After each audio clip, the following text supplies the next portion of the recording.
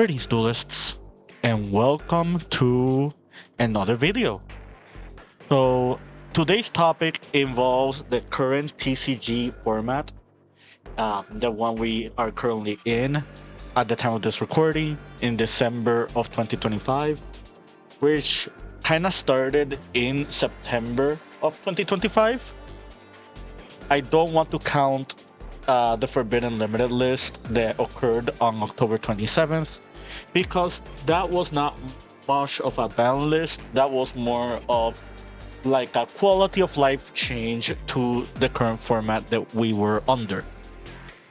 So what you see here on the screen is currently like the top decks or strategies that have been performing in the past week. I think this goes up to date with the last YCS, which was the remote YCS. And from what you see here on this chart, we technically have 5 decks that have been performing very, very well consistently in this format. And then you have the other decks that are kind of rogue picks at this point. Draco Tail and Mitsurugi Yomi are undeniably the 2 best strategies at the current moment. Malice, Vanquish Soul, and Pure Yomi are the 3 other decks that have been competing very well against these other 2. Don't be fooled by the numbers. Just because you see almost twice the number of Mitsurugi Yomi and Draco Tail does not mean that Malice, Vanquish Soul, and Yomi are far behind in their performance. The Pure Yomi strategy has won like 3 of my locals in the past couple weeks, and they're not small locals. There's around like 16 to 27 players at those locals, all with current top contending strategies. And it also made it to at the final of YCS Bologna. So yeah, Yomi is not a slouch. It is a deck that can adapt to the current format. Same thing with Vanquish Soul. I made a video talking about how Vanquish Soul was not going to be a one-trick pony. I felt like this deck was going to perform very well as long as people are not prepared for it. It has everything in its arsenal to deal with like the current other top-tier strategies. And then we have Malice. As long as Malice is not completely checked, like with silver bullet cards, this deck is gonna keep popping up, and it's gonna keep like doing very, very well in the current format. And then you have Mitsurugi Yomi and Draco Tail. Like, these 2 are undeniably the decks that have, and I say relatively the most relevance in this format.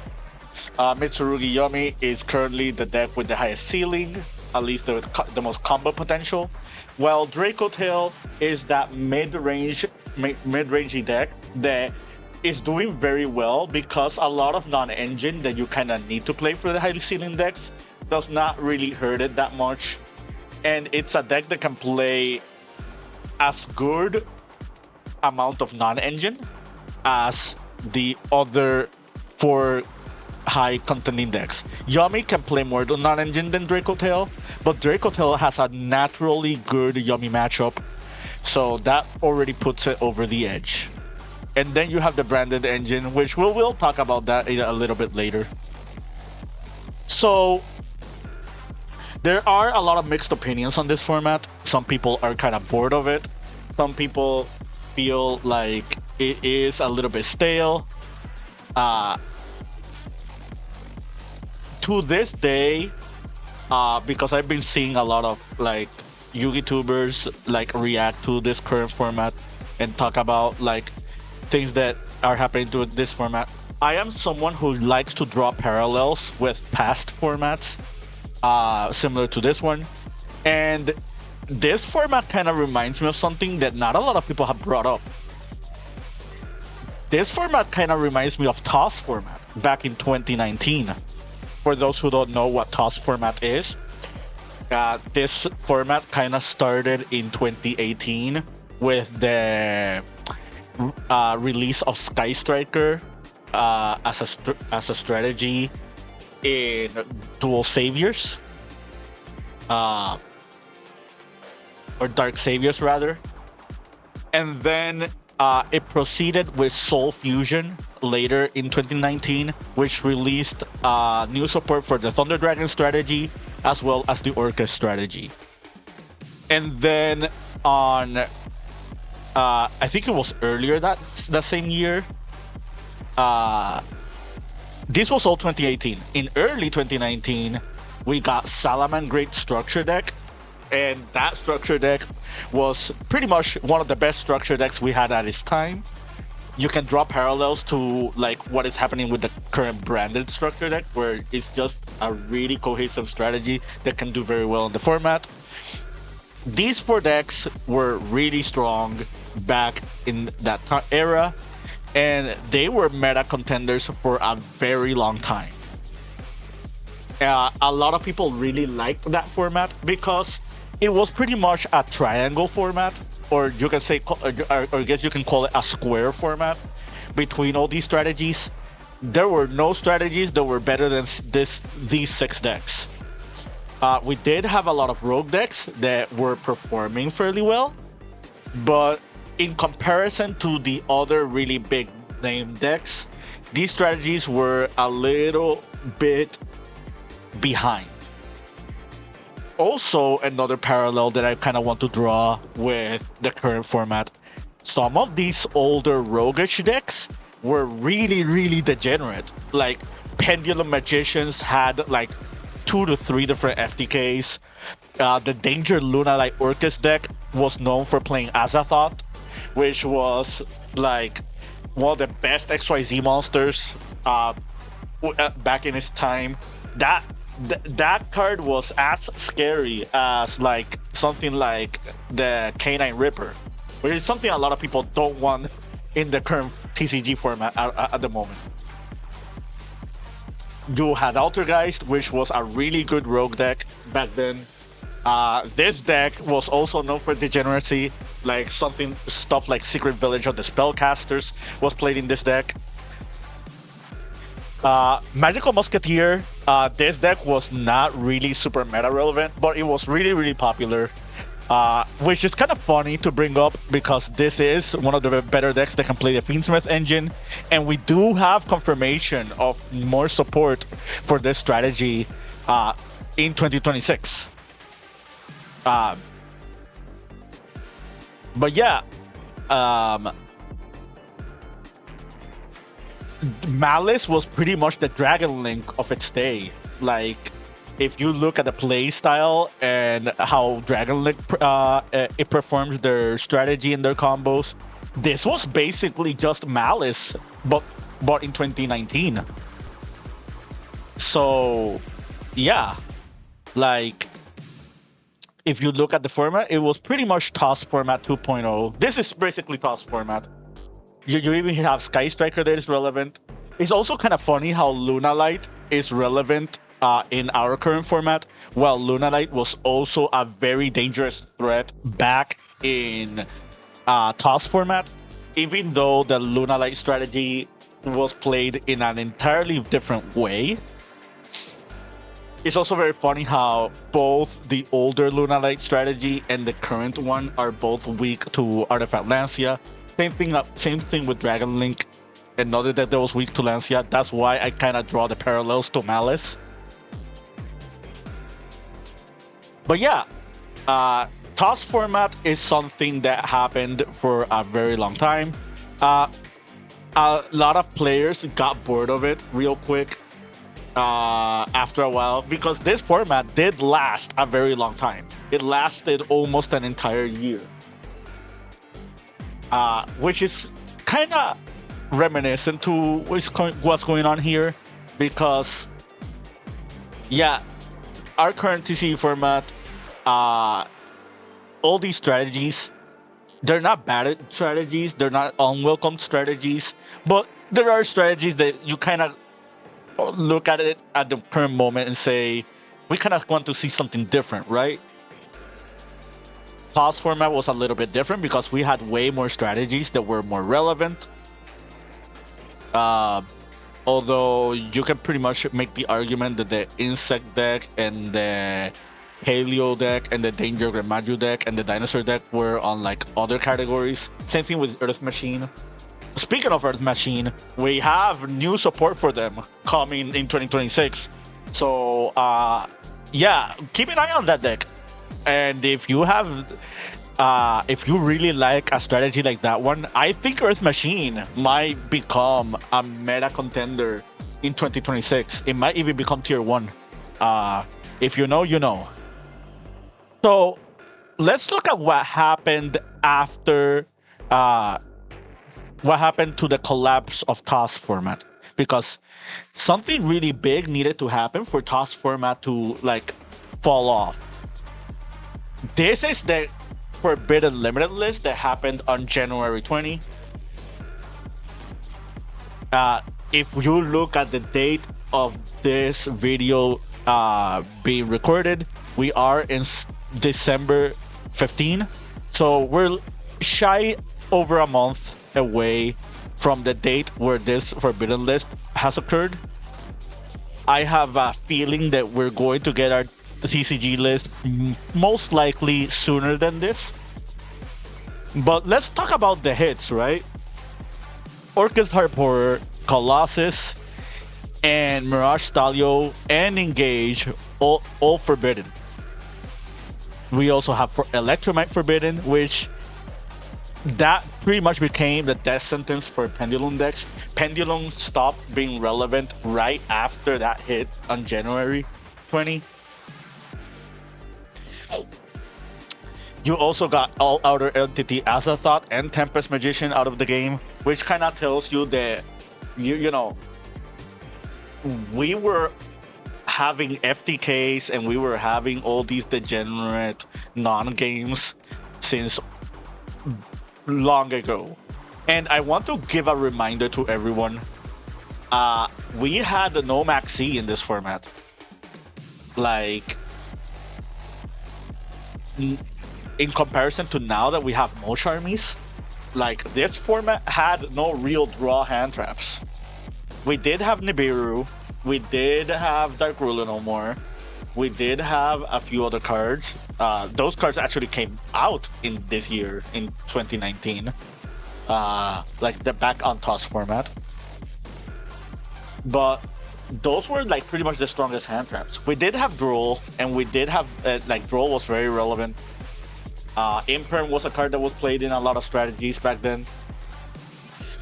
But yeah, like we had FTKs running around and no real strong hand traps to just stop them.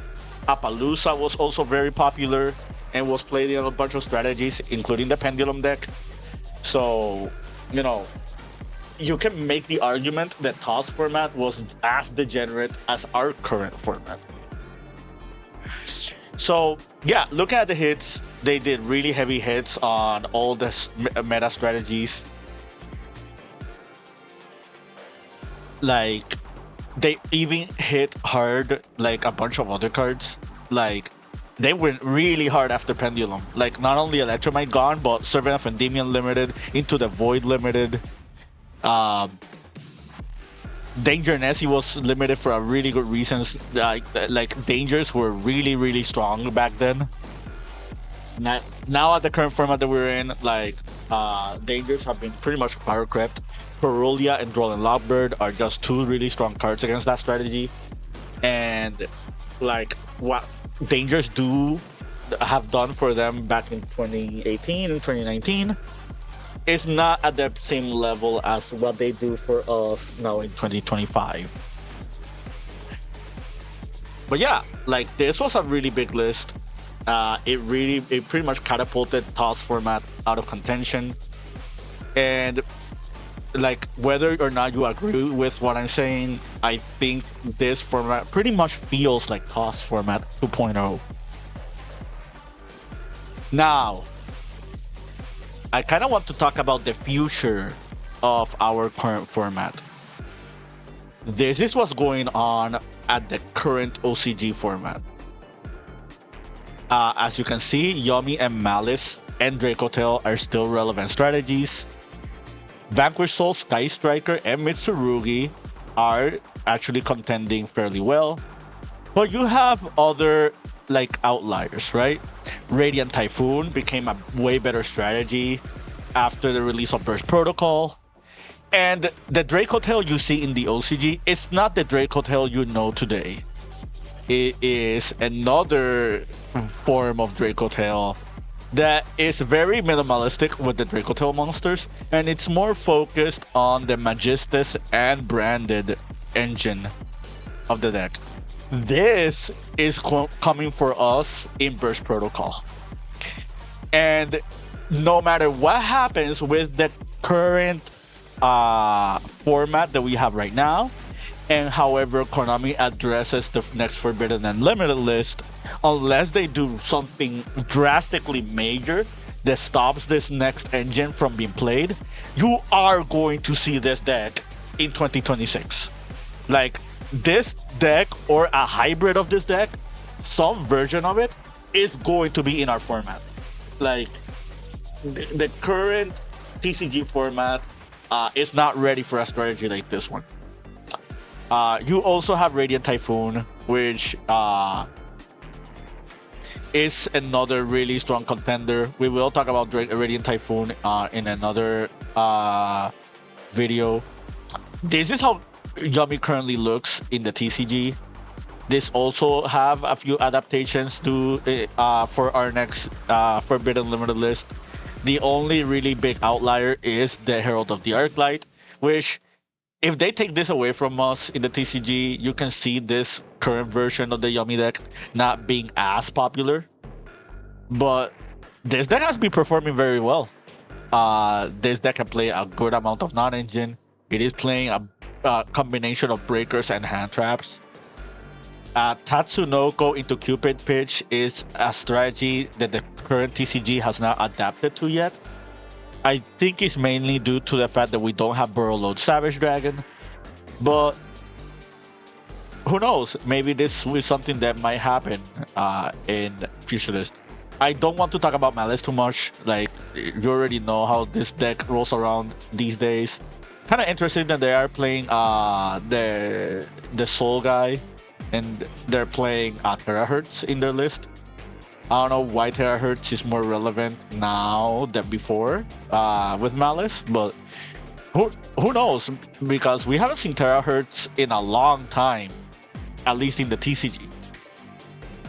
So yeah, that's my TLDR when it comes to our current format. Is, as somebody who has been playing this TCG for a very, very long time, and I also played the entirety of TOS format when it was relevant. My deck of choice back then was the Crusadia Thunder Dragon strategy. And I also, at the almost very end, played a 60-card version of the Sky Striker Orcust deck. I even played some Dangers and Lunalights in it. So you can say I was a really big fan of the Danger Lunalight Orcust deck that you see right here. And after Forbidden Limited list knew most of the decks, I pretty much turned it into Lunalight strategy, pure Lunalight strategy. That was just focused on XYZs. It was basically bootleg Ryzeal up until the next 2020 list where they nuked Lunalight Tiger. But that's another story for another time. Yeah, this is all I have to say for you today. I hope you found this informative to your liking and understanding. Yeah, let's enjoy the rest of this format while it lasts, because not to name any names, not to call out anyone, but I do recall certain people wanting something similar to TOS format to be around. Some people are not fan of those really big diverse formats, while at the same time some people don't like the tier 0-ish 2 deck format. I think this is as close to TOS format as we're going to get. And yeah, I don't think that we're going to go back to a format like this one ever again after 2026, unless Konami does really smart hits. Because I'll say it right now, this Magistus engine is gonna be everywhere. I can assure you it. But yeah, until then, I just ramble at this point. Keep practicing and keep dueling.